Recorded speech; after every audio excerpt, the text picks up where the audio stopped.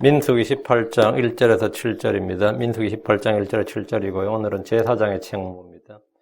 제사장하고 레위 지파, 레위인들의 책무, 제사장의 책무 이렇게 잡았는데요. 18장 7절 말씀 같이 읽습니다. 그러므로 너와 또 너와 함께하는 내 아들들은 제단과 회장 안의 모든 것에 대하여 제사장의 직무를 지키라. 내가 너희의 제사장 직무를 너희에게 섬김의 선물로 주어서 가까이 오는 나선 자는 죽일지니라. 예, 보면은, 제사장의 직무를 지키라 해서, 제사장의 직무가 있죠? 제사장의 직무. 내팽개치거나 소홀히 하거나 버려두면 안 됩니다. 제사장의 직무. 마찬가지로 크리스천들에게도 우리가 왕가의 제사장, 영적 제사장, 그리스도의 제사장이라면 제사장의 책무가 있어요. 제사장의 직무라는 게. 물론 우리가 그걸 크리스천의 의무라고 하고, 크리스천의 특권이라고 부르기도 하는데, 성경적 용어는 어쨌든 제사장의 직무죠. 제사장의 직무를 지키라. 우리에게 주어진 제사장의 직무가 뭔지 이제, 이 구약의 말씀을 통해서 이제 교훈을 받는 겁니다. 또, 주님께도 그 제사장의 직무가 뭐냐, 이것이 이제 나오는데, 제사장의 직무를 너에게 섬김의 선물로 주어서 이게 뭐죠? 영적 은사다, 이 말이에요. 스피리추얼 기프트. 하나님의 선물이라는 거예요. 그래서 이 성령의 열매, 성령의 선물을 다룰 때, 성령의 선물 중 하나가 뭐냐면 섬김이에요. 대부분 다 방언, 예언, 통역, 신비한 어떤 걸 보는 거, 환상, 이런 걸 한국 인사주의자들은, 선물로 많이 생각하지만, 성경에서 말하는 이 선물 중에 하나가 섬김입니다. 섬김. 성령의 은사, 성령의 선물 중에 하나가 섬김의 직무예요. 근데 제사장의 직무는 어떤 특권, 이런 것, 우리는 그렇게 생각할 수 있지만, 사실은 섬김의 직무. 아론의 아들들은 주를 섬기고 백성을 섬기는 거죠. 두 가지를 섬기는 거예요. 근데 이제 자기 배를 섬겨버리면 큰일 나고요. 하나님을 섬기고, 백성을 섬기는 거죠. 그 말은 뭐냐면 우리도 마찬가지라는 거죠. 하나님을 섬기고 이 세대를 섬기는 겁니다. 이 세대를 섬기는 겁니다. 우리는 섬기는 자가 되어야 됩니다. 그게 뭐냐면 제사장의 직무고, 그것은 뭐냐? 영적 선물입니다. 성령의 선물이고, 하느님의 선물이다. 우리가 받은 직무는, 집사의 직무든, 감독의 직무든, 여러분 형제들로서 교사의 직무든, 교회에서 뭘 하는 게 그것이 이 부담이고 짐이 되면 안 되고, 하나님이 내게 주신 뭐다? 선물이다. 그리고 그건 하나님께 내게 주신 특권이다. 이렇게 생각해야 된다. 이 말씀입니다. 오늘은 제사장의 책무인데, 제사장과 레위인들의 책무에 관한 말씀인데, 하나님은 아론의 제사장 직무에 대해서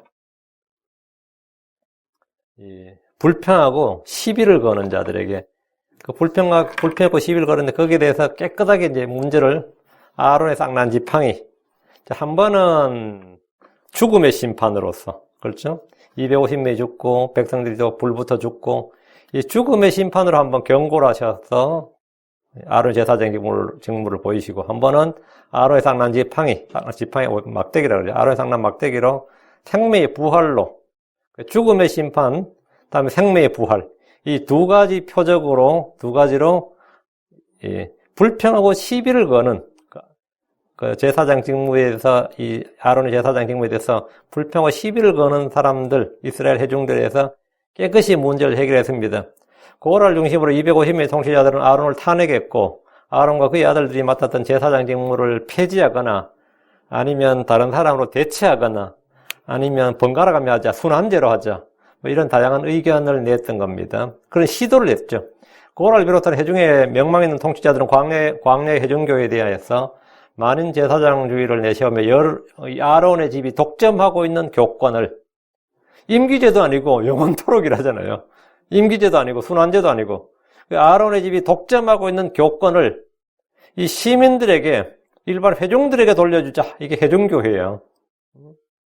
이런 종교개혁을 주장했고, 광야 회중들은 이들을 적극적으로 지지했습니다. 하나님 친히 고라와 다단과 아비라함을 비롯한 반역자들을 회중이 보는 앞에서 공개적으로 처형하셨습니다. 그럼에도 불구하고 아론의 권위와 제사장 직분 등에 대해서 백성들의 불평은 해결이 되질 않았습니다. 심판에도 불구하고 깨끗하게 마음에서 해결되느냐? 그건 아니었다는 거죠. 그래서 아론의 제사장 직분에 대해서 독점적 지위, 권력에 대해서, 종교 권력으로 행한 거죠. 종교적 권력에 대해서 백성들이 여전히 불만을 가졌고, 하나님 12지파의 우두머리들의 막대기를 거두 누가 주의 택함을 받았는지를 분명히 보여주었습니다. 주의 성소 안에 둔 아론의 막대기는 싹이 나고 꽃이 피고 열매를 맺었습니다. 아론이 평소 잡았던 막대기가 하룻밤 사이에 살아있는 아몬드 나무, 열매를 맺는 나무가 되었습니다. 이 사건은 주 앞에 있는 성도들, 주의 택함 받은 성도들, 주의 부르심을 받은 성도들, 그런 성도들, 그런 이 그리스도의 제사장들이, 그리스도의 제사장, 크리스천들이 말, 그리스도의 제사장들이 입는 하나님의 생명의 은혜를 보여줍니다. 아론의 막대기는 바싹 마른 죽은 나무였습니다. 우리는 죄와 허물로 죽었던 사람들입니다. 주님은 12막대기 중에 아론의 막대기를 살려서 싹이 나고 잎이 나고 꽃이 피고 열매를 맺게 하셨습니다. 하나님 누구든지 원하는 자를 부르십니다. 마금 3장 13절에 또 그분께서 산에 오르사 자기가 원하는 자들을 부르시니 그들이 그분께 나오니라. 그러니까 주께 부름받은 사람들, 하나님은 원하는 자들을 부르시고 다음 하나님은 원하는 자들을 살리십니다. 요한복음 5장 21절 아버지께서 죽은 자들을 일으켜서 그들을 살리시는 같이 아들도 자기가 원하는 자들을 살리시느니라. 자, 그러면 하나님이 원하는 자, 아들이 원하는 자, 주께서 원하는 자가 누굽니까? 하나님이 보내신 아들을 믿는 자, 그분의 독생자를 믿는 자가 하나님이 원하는 자예요. 그러니까 하나님의 아들, 하나님의 독생자를 믿지 않는 자는 하나님께서 그걸 배척하고 거절하는 거죠. 받아주지 않는 거죠. 그러니까 하나님의 아들, 독생자 예수 그리스도를 받아들인 자들, 믿는 자고 받아들인 자는 하나님께서 받아주시고, 부르시고, 택하시고, 기름 부으시고, 그런단 말이죠. 그러니까 하나님이 원하시는 사람, 주 예수를 믿고 그분께 나오는 자는 누구나 주의 긍휼과 은혜를 입습니다. 하나님이 원하시고, 택하시고, 기름 부으시는 그런 사람, 우리를 영적 제사장, 거룩한 제사장으로 부르시고 책무를 주시는 분은 하나님이십니다. 성경 말하기를 로마서 9장 16절에 그런 적이 이와 같이 그것이 원하는 자에게서 나지도 아니하고 달리는 자에게서 나지 아니하며 오직 긍휼을 베푸시는 하나님에게서 나느니라. 하나님의 부르심 택하심은 사람의 뜻이나 능력이나 지혜나 힘이나 가문이나 학문이나 돈이나 성품, 인격, 종교심과 같은 외모에서 나오는 것이 아니라 주 하나님으로부터 나는 것입니다. 광야 회중들은 모세와 아론에 대해 불평할 때 이 사실을 알지 못했습니다. 특히 아론의 제사장 직무는 회중들로부터 큰 도전을 받았는데 이는 그가 이 존귀와 영광과 특권을 취한 것이 하나님의 부르심에 있다는 사실을 인정하지 않았기 때문입니다. 우린 죄와 허물로 죽었던 사람들입니다. 주 앞에 나오기 전까지 모든 사람은 아론의 막대와 같이 마른 뼈들의 골짜기에 있는 그 죽은 뼈들과 같이, 그 마른 뼈들과 같이 우리는 죽은 자들이었습니다. 주께서 그런 사람들을 살리시고 열매를 맺게 하십니다. 에베소 2장 1절에 또 그분께서 범법과 죄들 가운데서 죽었던 너희를 살리셨도다. 에베소 2장, 골로새서 2장 3절에 또 너희의 죄들과 너희 육체 모할례 가운데서 죽었던 너희를 하나님께서 그분과 함께 살리시고 너희의 모든 법법을 용서하셨으며 죽었던 너희를 하나님께서 살리셨다. 그분과 함께 살리셨다. 아론의 쌍난 막대기는 성도들의 영적 부활과 훗날 재림 때 있을 문자적 부활을 보여줍니다. 아론의 쌍난 막대기는 주께서 생명의 통치자심을 보여줍니다. 주님은 아론의 막대기를 통해서 그가 하나님의 제사장으로 부름받았고 세워졌음을 확증해 줍니다. 하나님, 우리가 모두 하나님의 제사장, 영적 희생물 드리는 거룩한 제사장이라는 사실을 성령을 부어주심으로써 확증하셨습니다. 아론과 아론의 집은 제사장으로서 성막에서 주의 책무를 맡았습니다. 레위지파의 기성막에서 제사장들의 주의를 받아서 주의 집을 섬기는 직무를 맡았습니다. 이 직무에는 책임과 더불어 위험도 따릅니다. 이들은 주의 성막에서 주께서 명령하신 일을 신실하게 수행해야 됩니다. 자기 뜻대로 주를 섬기든지 책무에 소홀하면 그들 역시 다른 범죄자들은 불법자들과 마찬가지로 죽임을 당합니다. 자, 본문을 보겠습니다. 1절입니다. 주께서 아론에게 이르시되 너와 내 아들들과 너와 함께하는 내 아버지 집은 성소의 불법을 담당할 것이요 너와 함께하는 내 아들들은 너희의 제사장 직분에 불법을 담당할지니라. 이 불법을 담당하라, 이게 뭐예요? 왜 아론과 아론의 아들 제사장들이 성소의 불법을 담당하고 또 제사장 직분에 불법을 담당할지니라 이랬거든요. 불법을 담당할지니라. 우리 주 예수님께서는 우리의 불법과 범죄, 허물 다 담당하셨습니다. 주께서 아론의 막대기에 싹을 내고 꽃을 피우고 열매를 맺게 하심으로써 주께 기름 부음을 받았던 아론의 지위, 신분, 직무를 온 이스라엘 회중에게 공개적으로 입증하신 후에 그에게 말씀하셨는데 너와 내 아들들과 너는 아론이고 내 아들들은 아론의 아들들이죠. 너와 내 아들들과 너와 함께한 내 아버지의 집은 너와 함께한 내 아버지 집이 말은 뭐죠? 레위지파 전체. 그 레위지파 전체를 말합니다. 아론이 대제사장이고 아론의 아들들은 제사장들이고 아론과 함께하는 그 아버지 집은 레위 지파입니다. 이스라엘은 모든 민족들 중에서 택함받은 민족입니다. 이스라엘은 모든 민족들 중에서 택함받은 민족이라면 레위 지파는 모든 이스라엘 지파 중에서 택함받은 지파고 아론의 집은 모든 레위 집에서 택함받은 집이에요. 택함받은 가문, 택함받은 집이라고요. 그리고 레위 집, 아론의 집에서는 아론이 택함받은 이제 대제사장이 되는 거죠. 이렇게 되는 거죠. 그 레위 지파와 아론의 집에 대해서는 광야의 온 회중이 그들을 택함받은 지파요, 집이라는 사실을 정확히 알고 인정해야 됩니다.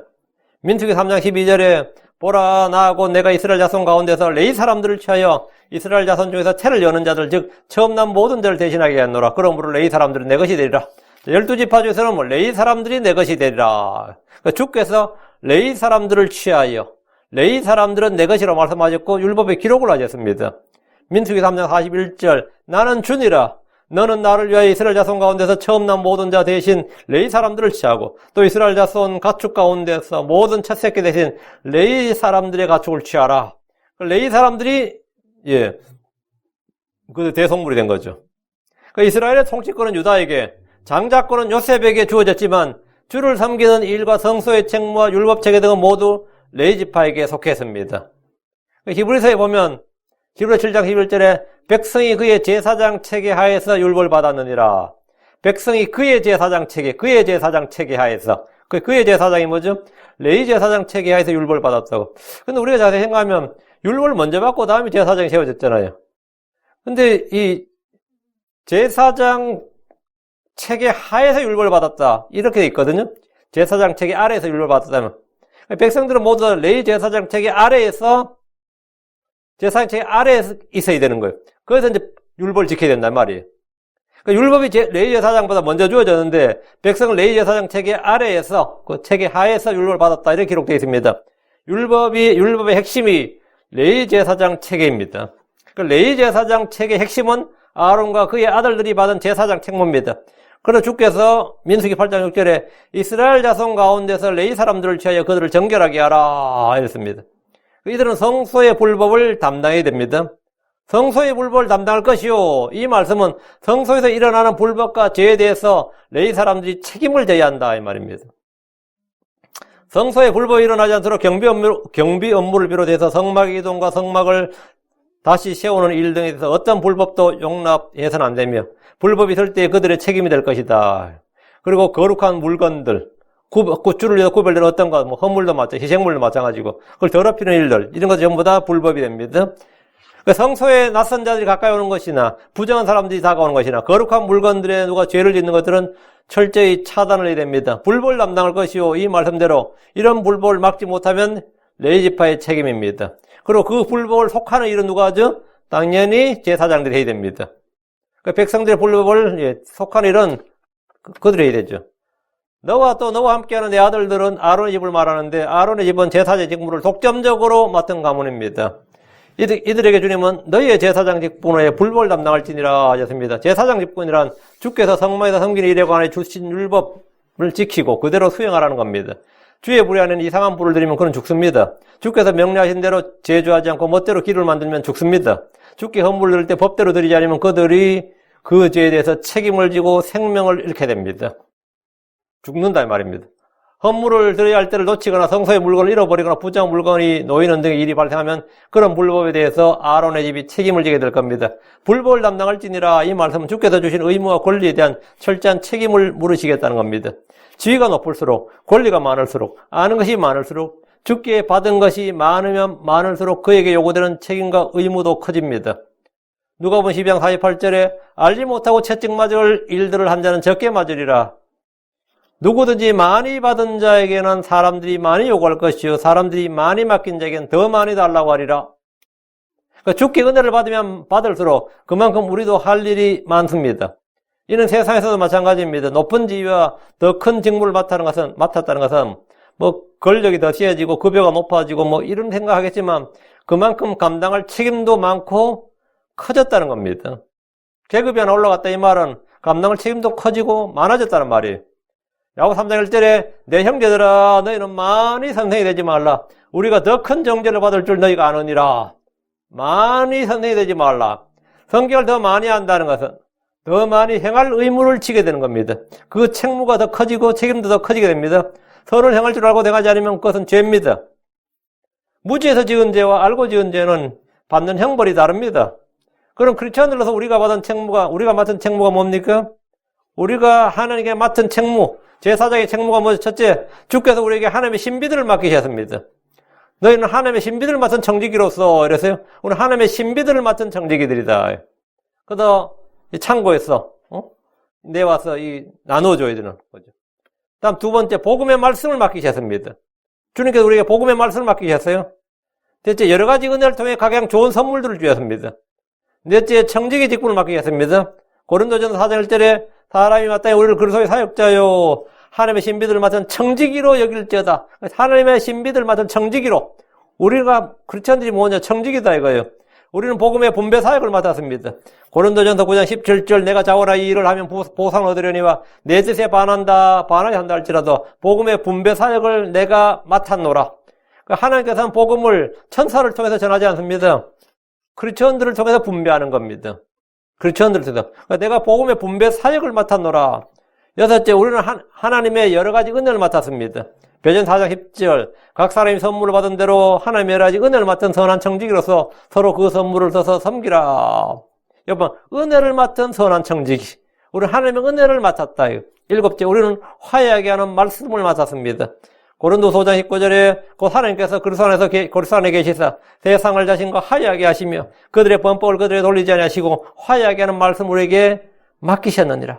주께 뭔가를 맡았다는 것은 그에 따른 의무와 책임이 있다는 겁니다.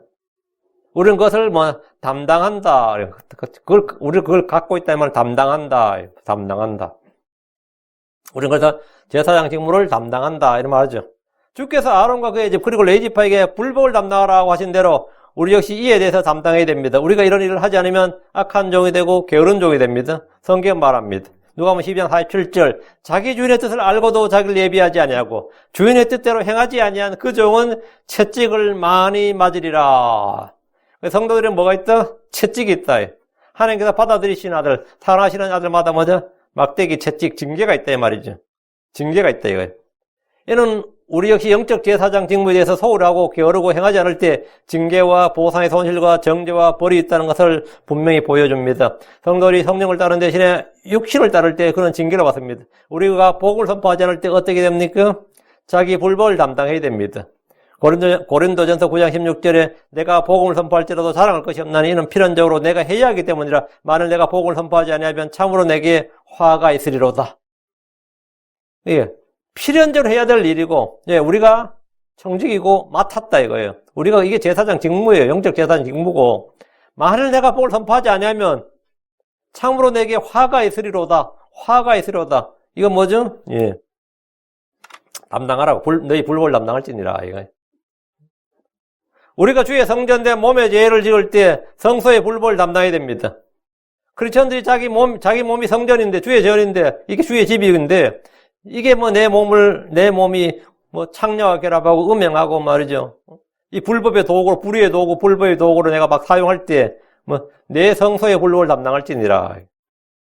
고린도전서 3장 17절. 누구든지 하나님의 성전을 더럽히면 하나님께서 그를 멸하시리니, 하나님의 성전은 거룩하면 너희가 곧 그 성전이니라. 누구든지. 크리스천들이 누구든지 말이죠. 하나님의 성전을 더럽히면, 여기서 하나님의 성전은 뭡니까? 예루살렘 성전 당연히 알겠죠? 유대 회당들 아닙니다. 교회 건물 아닙니다. 여기서 말한 구약의 성전은 예루살렘이나 건물 성전이나 회당을 말하는 건 당연히 아니고 그렇다고 해서 교회 건물을 말하는 것도 아닙니다. 신약에서 말한 주의 성전, 하나님의 성전은 성도들의 몸입니다. 우리 몸이 주의 전이요 집입니다. 신약에서 말한 주의 성전, 하나님의 성전은 성도들의 몸입니다. 우리 몸이 주의 전이고 집이요 성소입니다. 우리가 그분의 제사장들입니다. 우리는 음행으로 몸을 더럽히면 주의 성전을 더럽히는 겁니다. 우리 몸은 주의 것입니다. 고린도전서 6장 13절 음식들은 배를 위해 있고 배는 음식들을 위해 있거니와 하나님께서는 그것과 그것들을 다 멸하시리라. 이제 몸은 음행을 위해 있지 아니하고 주를 위해 있으며 주께서는 몸을 위해 계시느니라. 주께서는 몸을 위해 계신다잖아요. 이 몸 무슨 주의 성전, 주의 집, 주의 전이 된 몸을 말이에요. 아론과 그의 아들들은 돌판에 기록된 율법을 바탕으로 한 정죄의 직무를 맡았지만 우리는 영의 직무, 생명의 직무를 맡았습니다. 우리는 왕가의 제사장, 영적 제사장으로서 직무를 감당해야 됩니다. 그렇지 않으면 내 불법을 담당하리라 이 말씀대로 우리가 행한 대로 그것을 주께 받게 됩니다. 2절입니다. 또 너를 내 집하고 내 아버지의 집하에 속한 내 형제들을 데려다가 너와 연합하게 하고 너를 섬기게 하려니와 오직 너와 또 너와 함께하는 내 아들들은 증거의 성막 앞에서 섬길지니라. 아론을 레위 지파입니다. 내 아버지의 지파에 속한 내 형제들, 이 말은 레위 아들들 전부를 말합니다. 그 레위 지파 전부를 말해요. 레위에게는 세 아들이 있었는데 게르손과 고핫과 무랄입니다. 레위는 137년을 살았는데 참 요즘 우리가 사는 연수에 거의 2배 사는 거예요. 그죠? 137년이면 내가 만약 이 나이 산다면 지금한테 청춘인 거 아니야? 어린애인 거 아니야? 안 그래요? 이 당시에 137년 산다면 말이죠. 와우, 137년. 우리는 뭐 70, 80 생각하고 있는데 예를 들어 더 산다 쳐도 그 뒤에 더 사는 삶은 그냥 생명 유지지 뭐 삶이라고 하긴 좀 그렇죠. 레이는 137년을 살았는데 그렇게 오래 살았으면서 많은 아들을 두진 않았어요. 아들이 셋밖에 없었던 거예요. 그 아론은 이들 중에서 이제 고핫의 자손입니다. 주께서 레위 지파에 속한 아론의 형제들을 모두 데려다가 너와 연합하게 하고 너를 섬기게 하려니와 이랬거든요. 아론은 다른 지파의 사람들을 징병제 하듯이 아니면 노역시키듯이 아니면 뭐 돈을 주고 사든지 이렇게 하는 게 아니라 내 형제들을 너희 지파, 레위 지파 사람들을 쓰라는 거죠. 너와 연합하게 하고 너를 섬기게 하려니와 이 말씀대로 그 레위 지파 사람들을 제사장 직무를 돕는 일꾼들, 동력자들로 사용하라는 겁니다. 유다 지파나 베냐민 지파나 다른 지파 사람들한테 신세지지 말고 그 사람들 불러주지 말고 레위 지파에 속한 사람들은 성막에 와서 제사장들을 돕고 섬겨야 됩니다. 레위 지파의 사람들은 아론과 그의 아들들의 지휘를 받고 복종해야 됩니다. 제사장 직무에 복종해야 돼요. 고핫의 손자여 레위의 증손인 고라는 주께서 정하신 이 제사장 체계를 정면으로 거부하고 반역했습니다. 하나님께서 아론과 그의 집을 영원토록 제사장으로 삼으시고 자기들은 평생 그들 아래에서 섬기는 일을 하는 것이 못마땅했던 겁니다. 그들은 이것을 종교 신분제로 생각했거나 불평등을 조장한다고 생각했거나 아론이 가진 종교적 특권은 반드시 폐지해서 백성들에게 돌려줘야 한다고 생각했던 것으로 보입니다. 그는 아론과 그의 아들들에게 연합하기를 거부했고 아론과 그의 아들들을 섬기는 일도 거부했습니다. 연합 대신에 분리를 택한 거죠. 섬김 대신에 반역을 택한 겁니다. 우린 다 같은 주의 백성이고 다 같은 형제들인데 이 제사장 체계는 니콜라파 행위라고 생각했을 수도 있습니다. 구약시대의 유대인이 신약의 크리스천들에 해당하는 교리를 주장하거나 신약시대의 교회 성도들이 구약의 제사장 체계를 주장하는 것은 오류입니다. 오늘날 목사들이 만약 구약의 제사장처럼 한다면 목회하기 너무 편하겠죠? 안 편해? 더 죽어. 얼마나 편하겠어요. 섬겨, 이렇게. 그렇죠. 만약 오늘날 교회 목사들이 구약의 제사장 체계를 인용하고 그런 구절들을 인용하고 주장하면 그건 성경적인 것이 아니라 잘못하는 겁니다. 고라와 같이 크리스천들 중에도 하나님의 부르심과 택하심을 종교적 신분제도나 영적 권위나 권력으로 생각하는 분들이 사실 꽤 많이 있습니다. 특히 킹제임스 교계는 더 많아요. 이 장로교나 감리교는 약간의 캐톨릭에서 분파가 되기 때문에 종교적 권위가 좀 있습니다. 감독제도, 장로제도 이런 게 있기 때문에 종교적 권위가 좀 있고 목사님 하면 하나님의 세움받은 종, 택함받은 종 해가지고 그래서 좀 그게 음양으로 좀 있어요. 다소가 전혀 없진 않습니다. 그거 없으면 목회 못해요. 근데 이 침례교는 그게 없는 종파야. 침례교는 이 교단 중에서도 가장 교권이 없는 종파입니다. 침례교는 교권이 없어요. 침례교 중에서 이 킹제임스 성경을 사용하는 이 독립침례교회는 반역하는 종파야. 이 목사 몰아내기를 우습게 알고 이 목사들 목사들의 힘이 가장 약한 어떤 교단 아니지만 어떤 교파를 교단 교파 이름 붙인다면 독립침례교회입니다. 독립침례교회는 개개인의 회중에게 모든 힘이 있어요. 예, 그리고 그게 아니면 그냥 교권주의다 그러고 난리가 나거든요. 그러다 보니까 이 크리스천들 중에는 이 로컬 처치, 이 지역교회나 목사 제도에 대해서 불편한 이들이 꽤 많습니다. 실제로 이 크리스천들이 꽤 많아요. 그들 주장 잘 들어보면 사실 교회란 게 없죠. 성경에서 교회란 그냥 모임이죠. 성도의 몸이 교회지 교회가 어디 있냐고. 교회는 없다. 이런 거 주장. 또 그냥 모임이 교회다. 뭐 가정교회 이런 거 있죠. 또 성경에는 목사가 없다. 성경에 목사란 말이 어디 있느냐. 그 목자라는 말이 있어도 목사란 말 없다. 이런 거. 목사란 칭호를 없애고 목사의 직분도 없애고 형제들이 돌아가며 설교해야 한다는 사람들도 있습니다. 형제교회 사람, 형제교회 장로님을 제가 저희 교회 와서 성경 공부를 했어요. 제가 인천에 있을 때 형제교회 장로님. 형제에서는 장로가 사실 목사입니다. 브레드린 철치라고 하는데. 그래서 그분은 이제 자기가 장로고 그 장로란 말 자기가 사실 목사야. 근데 이제 우리 성경을 잘 몰라서 너무 늙고 심하다 어쨌든 우리 교회 와서 기도 응답으로 날 만났다는 거예요. 그래서 성경을 해, 부부가 성경을 했는데 처음 질문이 그거예요. 목사가 성경이 어딨냐 이 말이에요. 근데 내가 목사와 교사, 목자와 교사의 준말이 목사입니다. 그랬거든요. 목자와 교사. 성경은 pastor and teacher. 그러니까 목사는 뭐냐? pastor and teacher. 목자와 교사를 목사라 그런다. 그래서 그 이야기를 해줬어요. 하나님 성도에게 주신 선물이 대언자, 사도, 복음전도자, 목사와 목자와 교사입니다. 에베소 4장 11절에 그분께서 더러는 사도로, 더러는 대언자로, 더러는 복음전도자로, 더러는 목사 겸 우리는 이건 아예 목사로 변형했나요? 목자 겸 교사로 주셨으니, 목자 겸 교사, 목자와 교사는 겸직입니다. 왜? 모든 목사는 성경을 가르쳐야 돼. 성경에서는 뭐 목사가 없다. 성경에 나오는 교회 장로, 교회 감독이 바로 목사입니다. 교회 장로 감독이 목사예요. 베드로가 장로였어요. 요한도 장로였고, 바울도 나이 든 자, 바울도 장로였습니다. 디모데도 감독이었어요. 디도도 감독이었습니다. 감독이 뭐라고요? 에베소의 장로들, 에베소 목사들 다 되고 장로들 모였네. 그러면 안 돼요. 그 장로들이 다 목사였습니다. 목사. 목자는 뭐냐? 양들을 먹이고 감독하는 감독자입니다. 목자는 가르치는 일을 하기 때문에 교사를 겸직합니다. 그러나 광야교회에서 고라가 그랬듯이 지금 이 시대에도 성경이 무엇이라 말하든 불평하는 자들이 있고 반역하는 자들이 꽤 많이 있습니다. 교회의 모든 형제들은 장로들을 존경하고 그들에게 복종해야 됩니다. 성도들은 목자에게 연합해서 섬겨야 됩니다. 여기 보면 데려다가 너와 연합하게 하고 가장 중요한 말입니다. 연합하게 하고 너를 섬기게 하려니와 연합하게 하고 다시 2절 너와 함께하는 내 아들들은 증거의 성막 앞에서 섬길지니라. 아론과 아론의 아들들은 증거의 성막 앞에서 섬기라 했습니다. 이 말은 지성소 안이 아니라 지성소 앞 성소에서 섬기라는 말입니다. 성막의 뜰에서는 레위인들이 와서 섬길 수 있습니다. 성막 안에는 제사장들만이 들어갈 수 있고 섬길 수 있습니다. 그 성막 안에 휘장 안은 지성소 안에는 대제사장만이 1년에 한 번 들어가서 섬길 수 있습니다.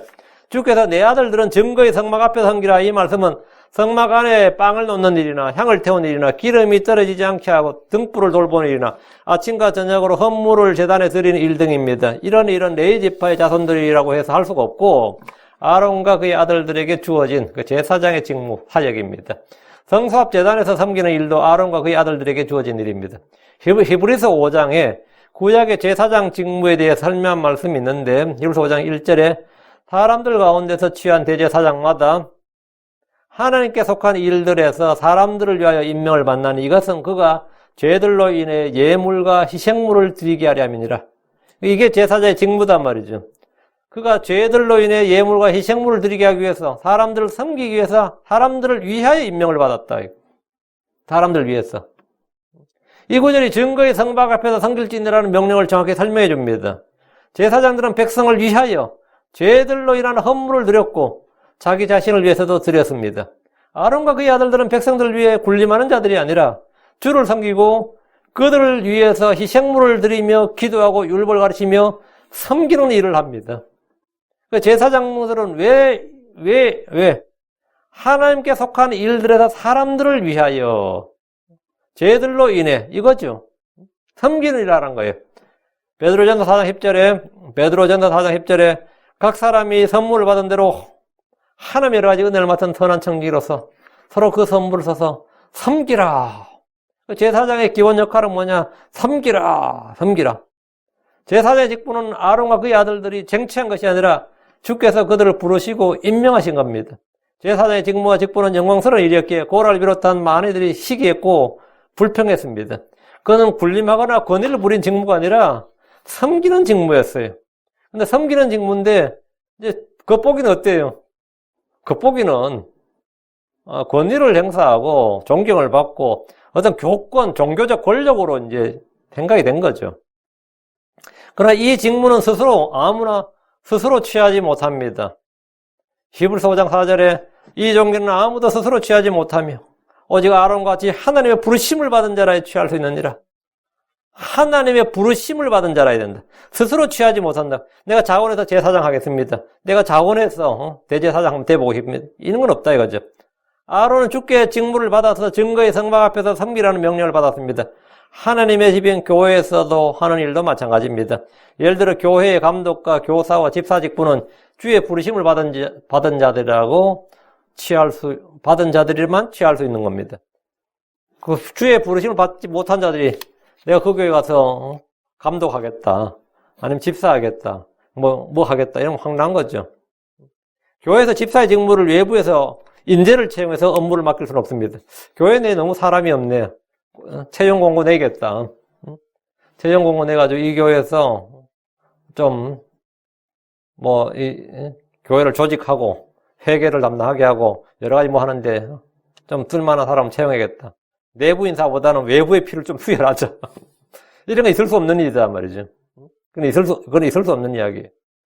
전에 어떤 교회가 분쟁이 있어서 법정까지 갔는데, 그 법원 판사가 내린 판결이 뭔지 아세요?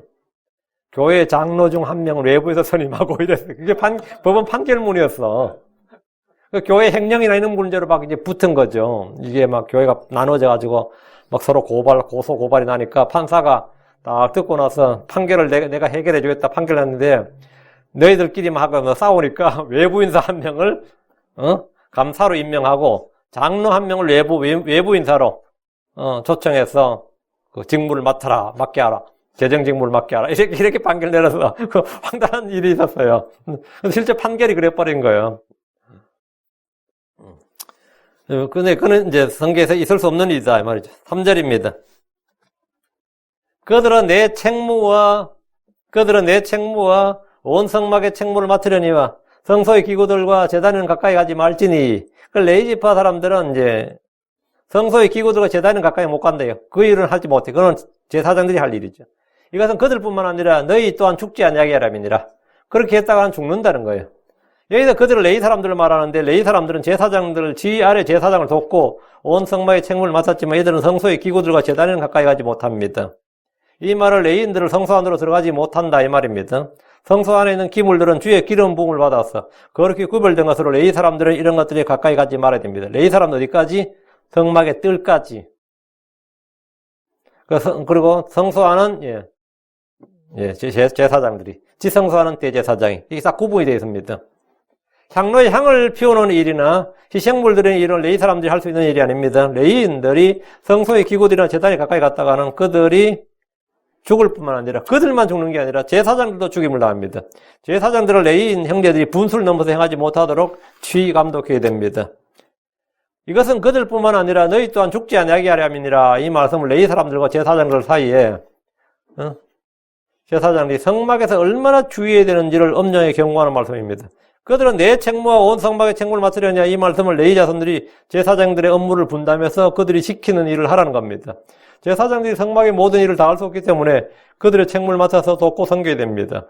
온 성막의 책무라는 말은 성막의 경비부터, 성막의 경비 업무, 성전 경비 업무부터 시작해서 청소에 이르기까지, 나무를 패고 물을 길어오는 일까지 모든 일을 말합니다.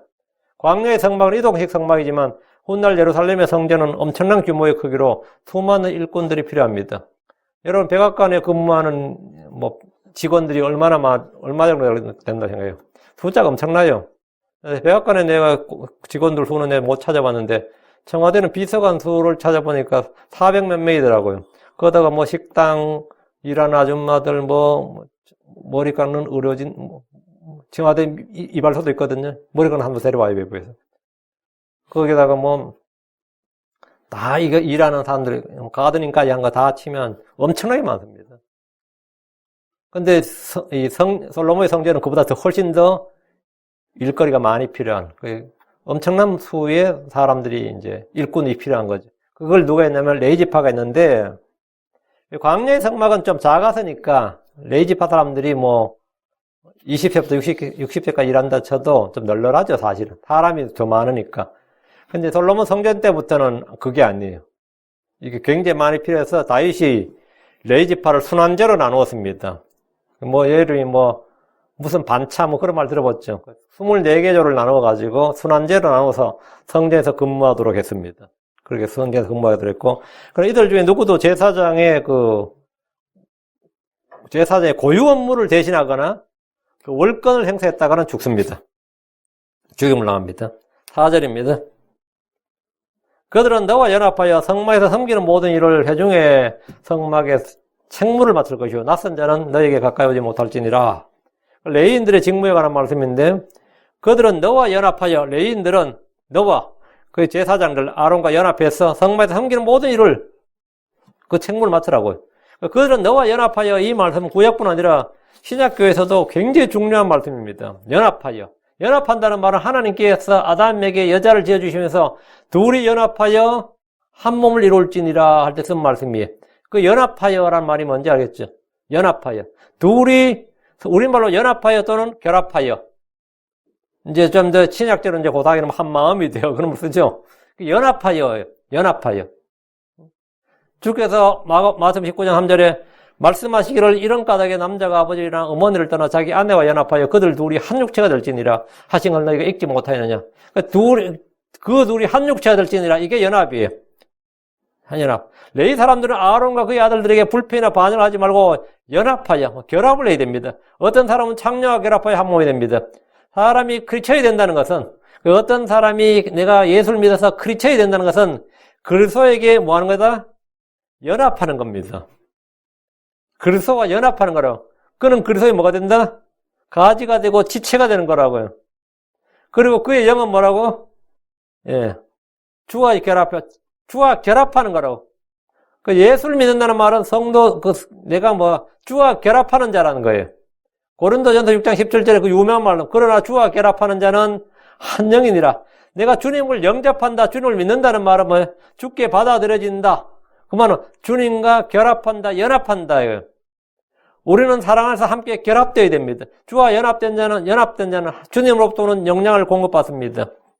골로새장 19절에 머리를 붙들지 아니하느니라. 그러나 이 머리로부터 온몸이, 이 머리로부터 예수 그리스도로부터, 머리이신 예수님으로부터 온몸이 마디와 힘줄에 영향을 공급받고 서로 결합하여 하나님께서 자라게 하시는 대로 자라느니라. 이 구절에서 대체의학이 하나 나왔어요. 그게 뭐냐면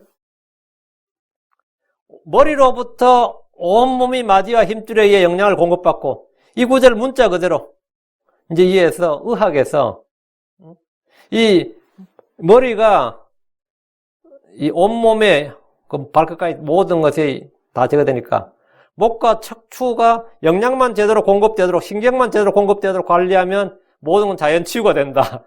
힐링이 된다는 이런 이제 의학이, 그런 대체의학이 있어요. 그래서 목의 경추만 잘 잡아주면, 왜냐면 나머지는 이 몸 스스로가 순환하면서 머리로부터 다 이게 나온다 이거예요. 근데 현대인들이 이렇게 병을 많이 앓는 것은 여기에 이 목 뒷부분 여기가 이 신경이 잘 안 가고 이게 잘 안 흐르기 때문에 머리로부터 제대로 공급이 못 되고 있다는 거죠.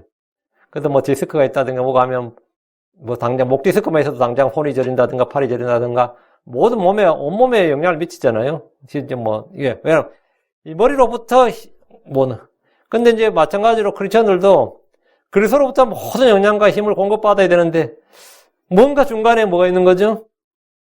문제가 있단 말이에요. 그러면 제대로 공급을 못 받는 거죠. 잘 자라지 못한다고. 이 머리로부터 온몸이 마디와 힘줄에 영향을 공급받고 서로 결합하여 우리의 주님과 우리는 서로 결합해 있다고요. 그리고 성들과 서로 결합한 서로 지체라고요. 하나님께서 자라게 하시는 대로 자라느니라. 주와 연합한 자는 주의 공급에 의해 자라고 스스로를 세웁니다. 에베소서 4장 16절. 그분으로부터 온몸이 각 부분의 분량 안에서 효력 있는 일에 따라 모든 마디가 공급하는 것에 의해 꼭 맞게 결합되고 들어차서 몸을 자라게 하여 사랑 안에서 스스로를 세우느니라. 온몸이에요, 온몸이. 이거 꼭 맞게 함께 결합되고, 이게 중요합니다. 꼭 맞게 함께 결합되고. 레위의 자손들은 아론과 그의 아들들에게 연합해서 그들을 돕고 섬기고 복종해야 됩니다. 우린 주의 지체일 뿐 아니라 성도들과 형제들과 형제들 간에 서로가 서로에게 지체입니다. 우린 서로에게 연합해야 됩니다. 연합한다는 것은 한 믿음, 한 영, 한 마음이 된다는 말입니다. 다음, 성막의 책무를 맡을 것이요. 이 말씀은 레인들이 제사장들과 연합해서 성막에서 섬기는 모든 일을 맡아서 하라는 겁니다. 레위 지파는 따로 땅의 유업의 상속을 받지 않았던 것은 이들이 성막에서 풀타임으로 해야 될 일이 있었기 때문입니다. 섬기는 모든 일을 위해란 말은 성소를 경배하는 일부터 청소하는 일이나 물을 깃는 일이나 나무를 패는 일까지 다 섬기는 일입니다. 성경에서 섬긴다, serve 또는 minister, 이게 뭘 같아요? 섬긴다 이 말은 뭐뭐를 위해서 일한다 이 말입니다. 주를 섬긴다 이 말은 주를 위해 일한다예요. 성도를 섬긴다, 성도를 위해서 뭐 한다? 일한다는 뜻입니다. 내가 가족을 섬긴다는 말은 가족을 위해서 일한다는 거예요. 일한다.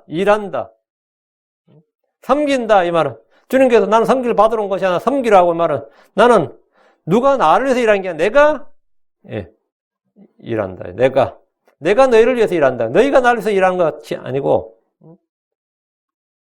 그래서 나는 부리는 사람이 아니라 섬기는 사람이다. 교회 목자도 마찬가지. 교회 집사도 마찬가지. 뭐 하도록 임명을 받는 거예요? 섬기도록 임명받는다 그러죠. 섬긴다는 말이 뭐예요? 일하도록 임명받는다고. 일하도록. 낯선 자는 너에게 가까이 오지 못할지니라. 이 말씀은 여러 차례 나오는 경고입니다. 성소에 나오는 일은 주 앞에 나오는 일입니다. 낯선 자는 이방인, 이교도를 말하는 것이지만 또한 피와 희생물 없이 주 앞으로 나오는 이들을 다 포함합니다. 빈손으로 주 앞에 나와서도 안 됩니다. 성소의 규례에 따르지 않고 마음대로 나오는 이들 역시 낯선 자에 해당합니다. 레인들은 회중의 한가운데 있는 성막에 백성들이 함부로 나오지 못하도록 경비를 섰습니다. 지켰어요. 형제들 중에 부정하게 된 자들이 성막으로 가까이 나오는 일도 금지됩니다. 자기를 깨끗하게 하지 않고 그냥 나갔다가는 죽임을 당합니다. 5절입니다.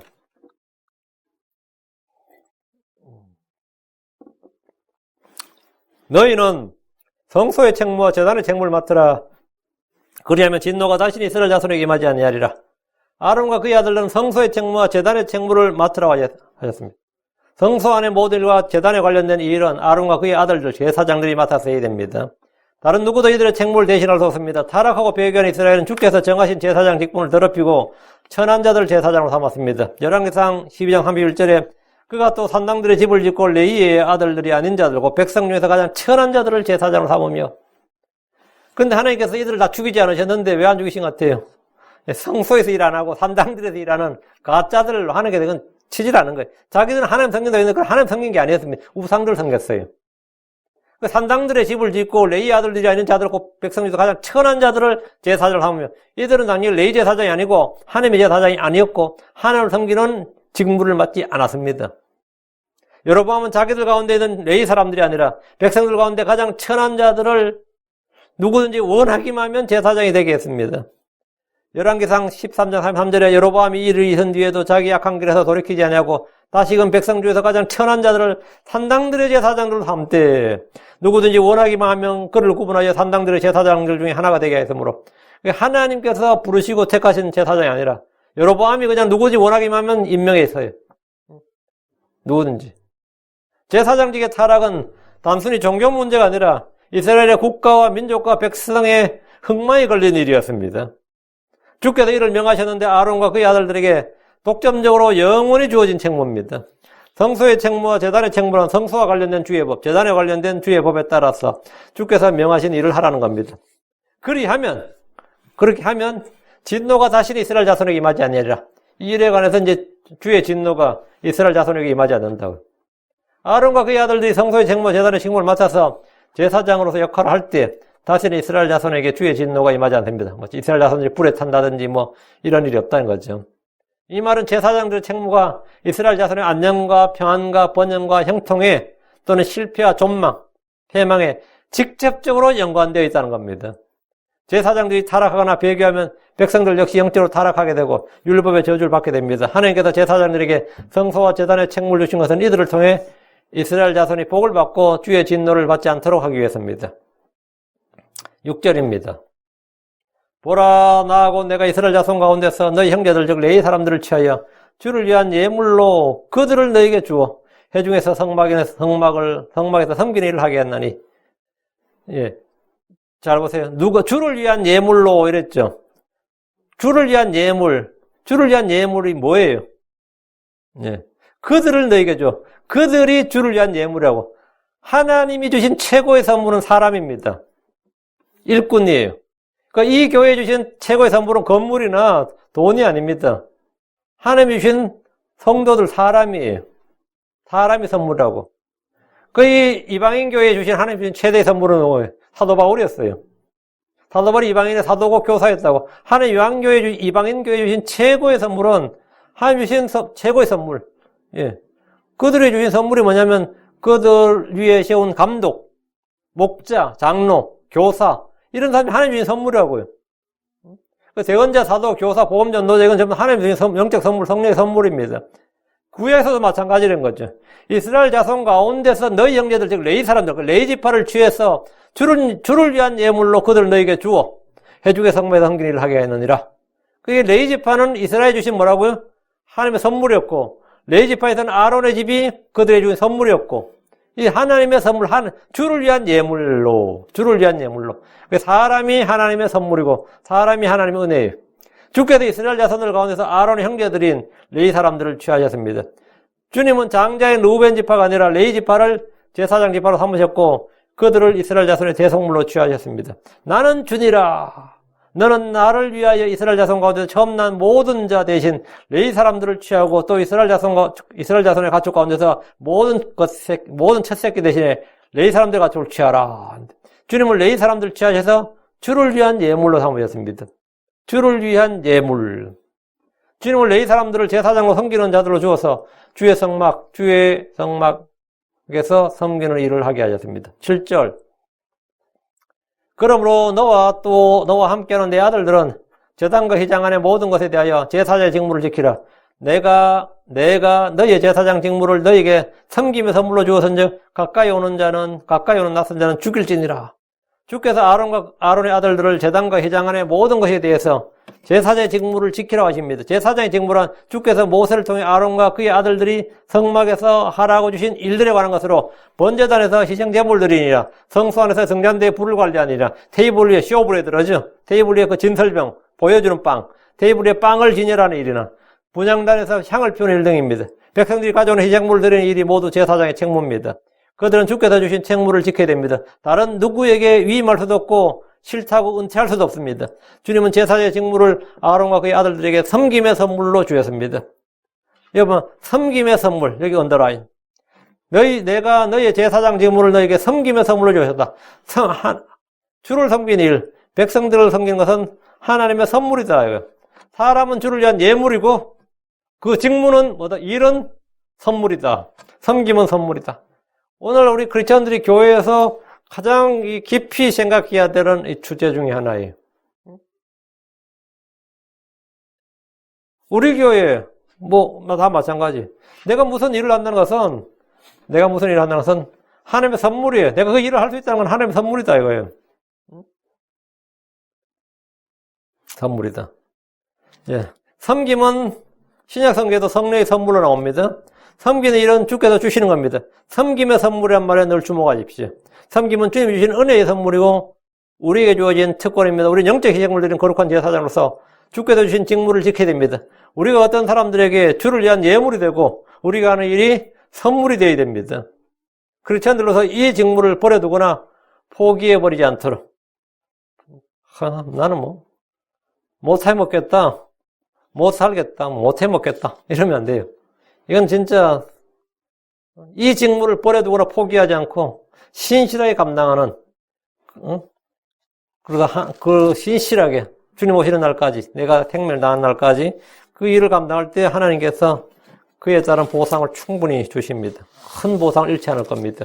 이제 오늘은 제사장의 책무인데 구약의 레위 제사장의 책무를 통해서 그리스도의 제사장이 되고 영적 제사장이 된 우리 크리스천들, 왕가의 제사장이 된 크리스천들이 나에게 주어진 책무에 대해서, 직무에 대해서 좀 더 생각해보는 시간을 갖고 이 말씀이 여러분 마음에 다가오고 이제 또 이 말씀에 은혜를 받으면 여러분 이 직무를 수행할 수 있게 되는 겁니다. 기쁨으로 수행할 수 있습니다. 자, 기도하겠습니다.